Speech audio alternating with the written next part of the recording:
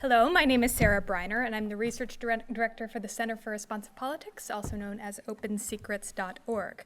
Today, I am happy to get a chance to talk to you about unique lobbyist identifiers. So lobbyist data is provided by the House and the Senate now, but it's provided unstandardized, making it impossible to tell whether one Bryner commissara is the same person as any other Bryner commissara. This is a real person.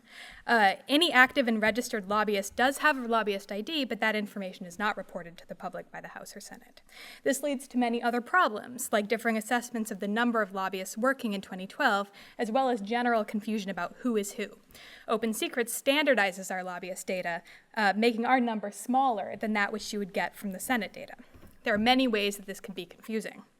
Many individuals share the same name, and from experience, I can tell you that there are a remarkable number of lobbyists named John Smith. The reason I know this is because I've spent time Googling these people, and this is not the way that data should be provided. Similarly, individuals can appear in the data in different forms. These three names could be counted as three separate people the way the data is currently kept.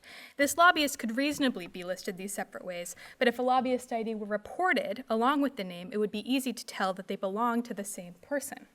Why is there so much variation? Lobbyists marry and divorce, sometimes changing their names in the process.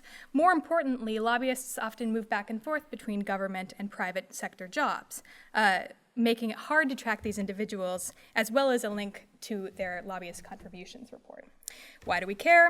For one, knowing the number of lobbyists working on the Hill can make it easier to track the effect of legislation or policies. Simple counts, like I said, are very challenging to do given the lack of unique identifiers and require watchdog groups to manually compute.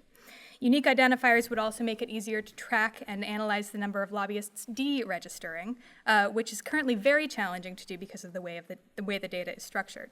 Recent patterns of deregistration could lead to interesting stories about the effect of administrative policies on lobbyist registration, but this is currently very difficult to do. So what can be done? The LD2 lobbying quarterly reports filed by lobbying firms and clients currently just require that the filer report the name of a lobbyist in any covered official position he or she might have held. The form could be edited to require a filer to provide a space to list already existing lobbyist identifiers next to the name of the lobbyist.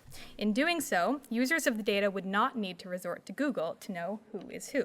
The resulting data would go from appearing like it does here, whereas you can tell it's difficult to determine whether one Jason Nelson is the same person as N Jason Nelson, and rather turn into data like this, where it's much easier to link the resulting data set to other forms of government data, as well as just allow the general public to be more confident exactly with who is representing them to Congress.